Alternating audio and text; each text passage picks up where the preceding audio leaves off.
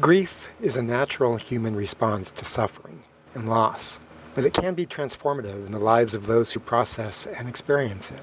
However, many people in Western culture, in our culture, are grief avoidant. We become ashamed at loss. We'd rather not think about death. At Grief Heals, we're here to change the conversation on loss, pain, suffering, and grief, as well as to provide resources for anyone experiencing grief in their lives. I'm Eric Simpson, the producer for Grief Heals, and I'd like to invite you to subscribe to our new Substack. As a free subscriber, you'll get free access to the podcast from week to week, both in video and audio. You'll get resources on grief and going through the grieving process, and occasional newsletters on a grief-related topic. As a paid subscriber, you'll get advance access to the podcast, both in video and audio, access to the entire Grief Heals archive, access to the Grief Heals chat, resources on grief and going through the grieving process, a weekly newsletter on a grief-related topic, and special promotions on coaching, grief circles, and other events. To subscribe to our Grief Heals Substack, navigate your browser to Grief Heals, one word, griefheals.substack.com.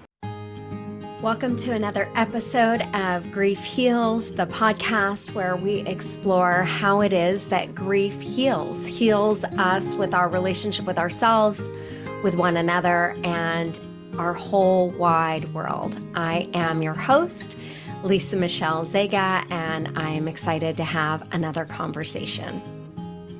Wow. Welcome to the very first podcast recording of Grief Heals for the new year, 2025. Can we just take a minute and breathe together, like recognizing, yeah, that's it. We breathe the same air. And maybe one more, and this time intentionally having our exhale be longer than our inhale. Ready? Breathing in 2025. And exhale. Yeah. And just recognizing that however you're arriving, however you are as you listen, what if you allowed yourself to arrive right here, right now, exactly as you are, and just feeling into that space? Yeah. Like, what if, however this feels, however this is, it is exactly as it is. It feels exactly how this feels. The sensations are exactly these sensations. Yeah. And what if that was just okay? Like, can you imagine if it was okay to not be okay? And can you imagine that it might be okay to be okay? And what if these lived on not like a continuum, like a line where not okay is on one side and the goal is to move along that line like a railroad track, right? Trying to reach a different destination. What if, and maybe this would work with a railroad track. What if the railroad track were on a circle? What if the grid were a circle, right? So like at what point do we leave the destination, what am I trying to say? The location of not okay. And we chugga, choo, choo, chugga, choo, choo on that railroad that's built on this circle grid. And at what point does not okay become okay? And at what point does okay become not okay? Like, in other words, at what point does winter becomes spring? And at what point does spring become winter? What point does happy become sad or sad become happy? Now, if you've been with me for any period of time, you know that I believe that grief is love. And there is this principle. Oh my gosh, I should have looked it up right before this podcast, but it's just coming to me right now. Is it the RAS, the reticular activating system? Shucks. Okay, but it's a system in the brain, right? And it's this idea that the brain begins to actively look for whatever we're focusing on. That's why a declaration, a vision can be so incredibly powerful, right? There's this practice that a coach that I had many years ago, she taught me. By the way, her name is Diane Forster. And you can see me struggling with the name or hear that little bit of hesitation. And that's because she was a coach of mine for like an insta-minute. And the reason that happened is I hired her as a business coach. And oh, wow, we had met one time, maybe twice. And then my fiance died. And it was weird. I met with her, I think, one time after he passed, and she's not the person I would have, hired to walk with this grief journey. And nothing about her. And maybe it was just my own preconceived notion that like, no, I wasn't looking for you to be walking with me on my grief journey. And I pulled way back. I just didn't know how to be in that space with her at that time. So she taught me, though, in one of our sessions, this phrase: how does today keep getting better and better? And here's the miracle. When I would ask myself that question, I was essentially giving my brain an assignment. Yes, there's you understood the assignment. Is that a song? Was it a meme? I just remember hearing about it. So that's what's coming up in my brain as I say that. But the assignment for my brain was to identify how the moments in my day, how the experiences of my day kept getting better and better. Well, guess what?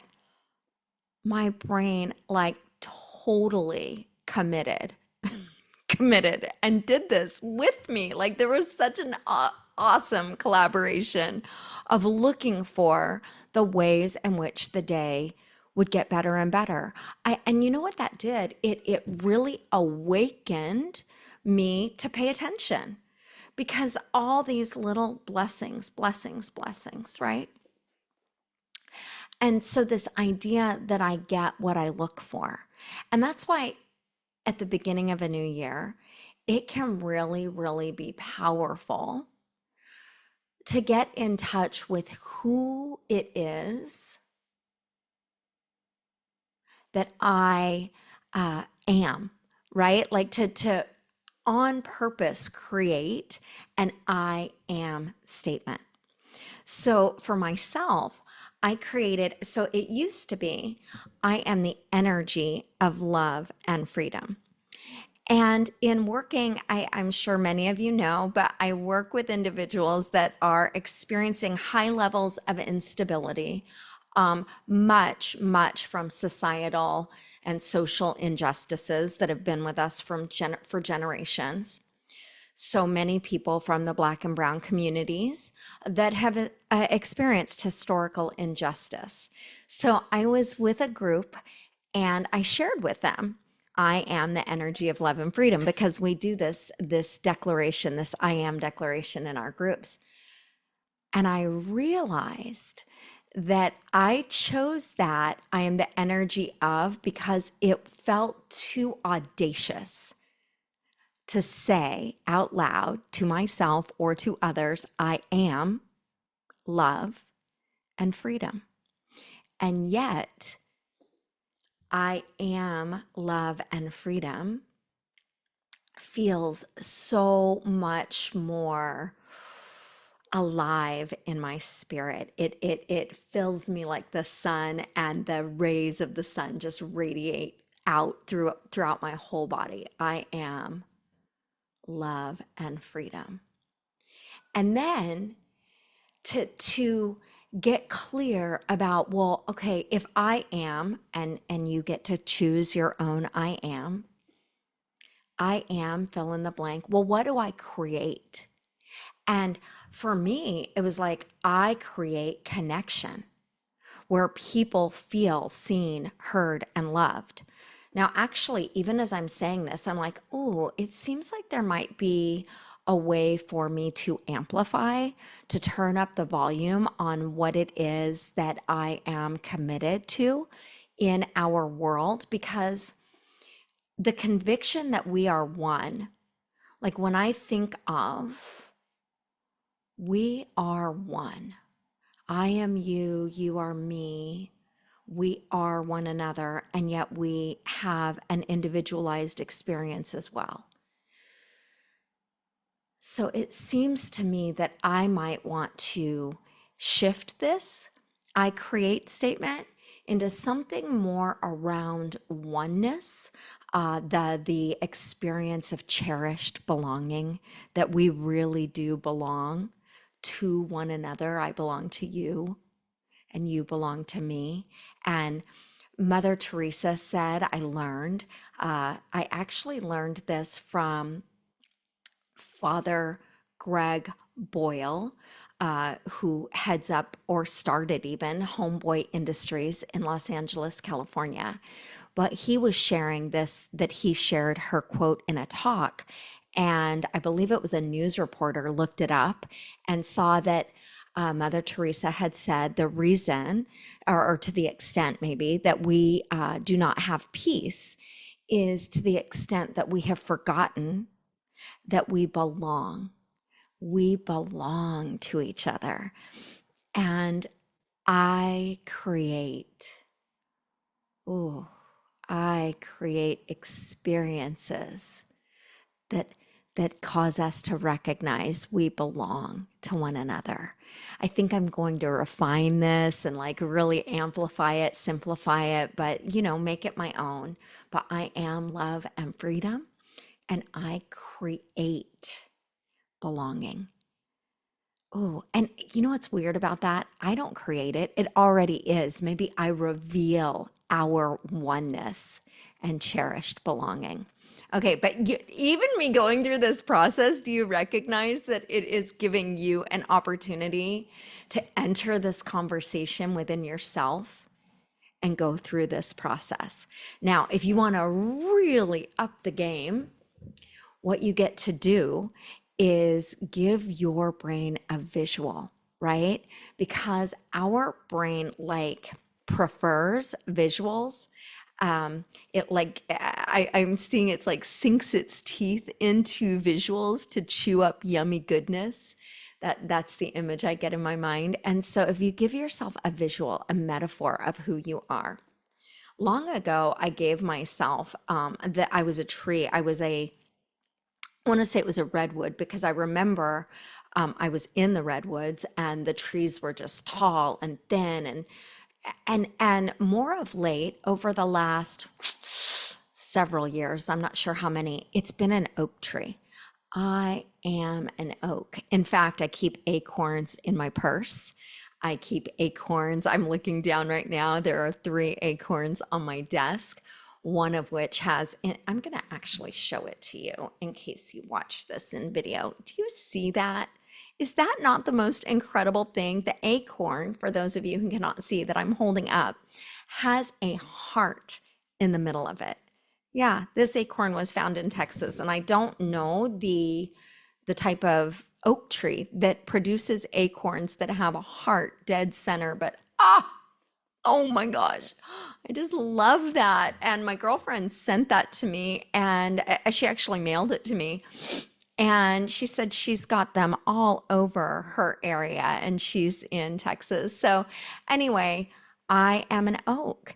And that image has helped me so much to navigate different storms in life, to feel into the center of the tree that is me, to feel down into the roots, and to know that I am gripping the earth and the earth is gripping me, that I am supported by an entire underground network, to feel into my branches. Like the other day, I was the word that came to my head was assaulted. It was verbally assaulted, right? By someone trying to navigate their big emotions. And I sensed a really small part of me that felt so afraid. And right there, while it was happening, I felt into my oak center. And I reminded myself that I am an oak and I have what it takes to navigate this situation. And I was able to stay calm. There were ways that I would have preferred to even respond, but I was calm. I was more very still and quiet. Then I went and I cried. Oh, I cried. I cried with and for the young part of me that really was activated in so much fear. And I let her be here and just held her. And then I felt into my oak, the mighty oak that is me. And as I sat in that trance, allowing myself to be in the experience of being an oak tree, do you know what happened? I saw birds come and take shelter. And in my self-hypnotic experience, it was like, oh, little birds with big emotions can come and find rest here. And a little bird with big emotions, can come and find rest here. Whew. Yeah. Anyway, it's powerful. It's powerful to have a metaphor to hold us. It's powerful to have a metaphor to give our brain something with which to identify and to support our vision. So it's wild to me because I thought I was going to be talking about one thing, and my brain, I just went in a completely, I was going to say a completely different direction. And what I trust and what I believe is that the direction is connected, right? So, I guess for sake of metaphor, at what point does the acorn become the oak and the oak become the acorn? At what point does bigness become smallness and smallness become bigness? Where is grief love and where is love grief? And you know what? This really is bringing me full circle because remember I said that coach, Diane, she told me, she taught me this opportunity to ask myself, how does today keep getting better and better? How does today keep getting better and better? And then my brain naturally looks to give me evidence of how it's so. Well, when I declare grief is love, you know what happens? I continue to find evidence of how it's so, of how grief invites me in to experience love. Now, you know that saying, what comes first, the chicken or the egg, right? And you can see that circle in that very question. It really was, at least in my experience, that my grief arrested me. And the specific grief at the specific time was not death. It was the loss of my own children. They did not die. They simply removed themselves. There's different ways to say that. They were removed from my life.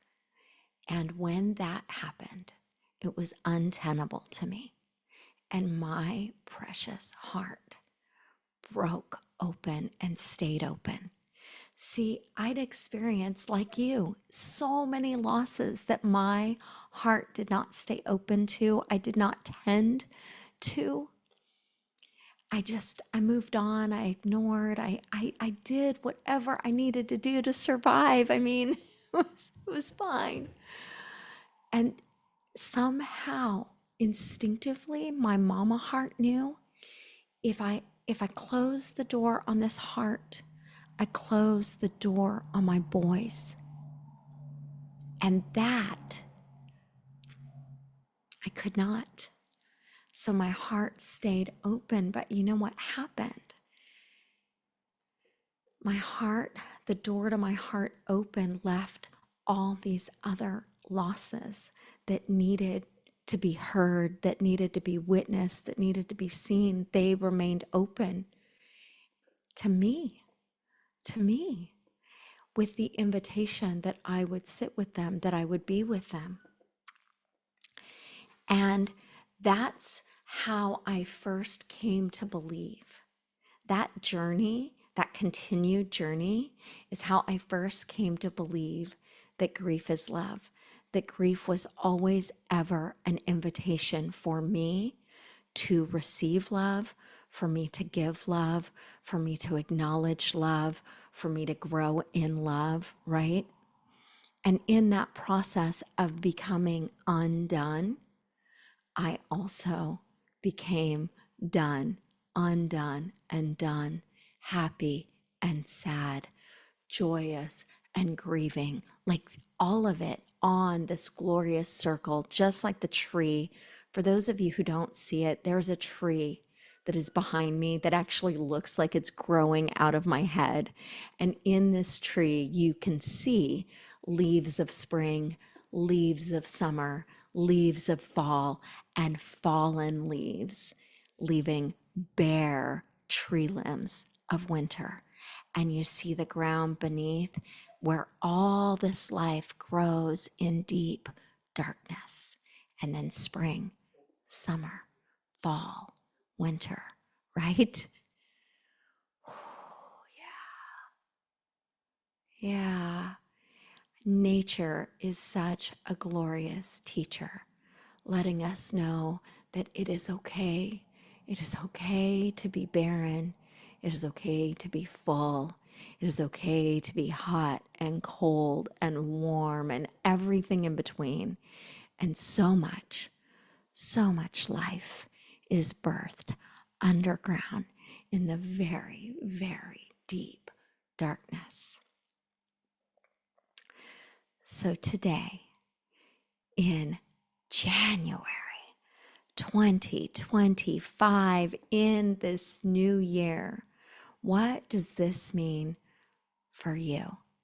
And what are you going to invite your brain to look for on your behalf?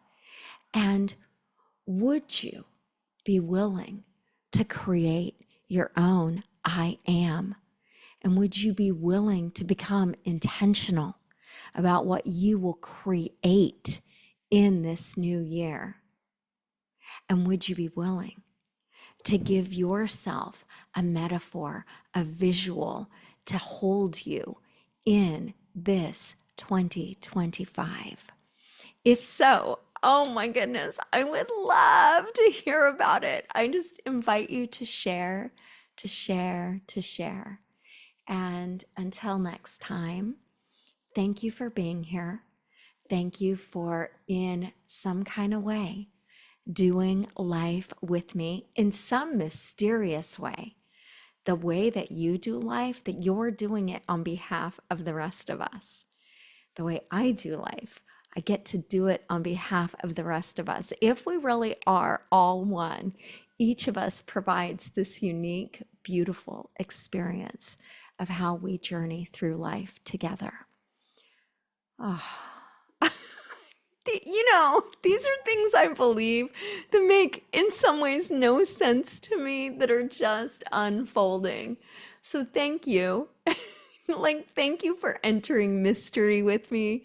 Thank you for entering love. Thank you for entering pain. Thank you. Thank you. Would you thank you? Would you just say a quiet thank you to yourself for being who you are, where you are, and how you are? Yeah, just like that. Yeah. And if you'd like, and if you're ready, and if you're in a place that you can do this safely, open wide your arms.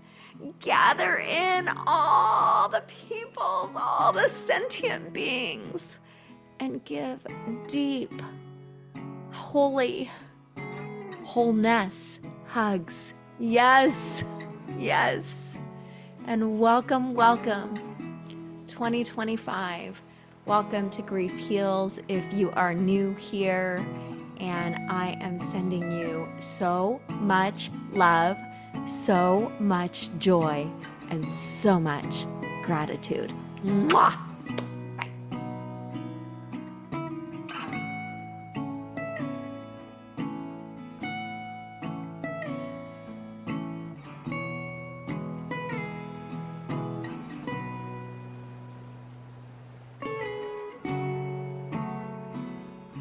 You've been listening to Grief Heals with Lisa Michelle Zega.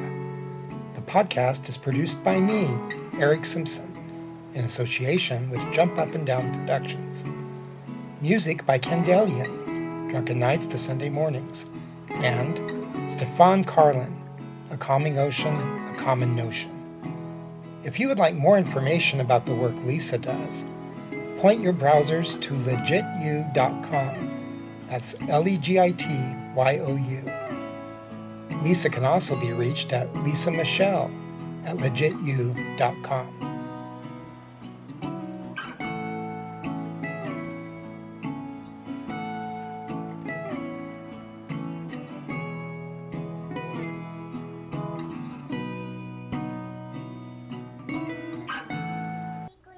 This has been a Jump Up and Down production.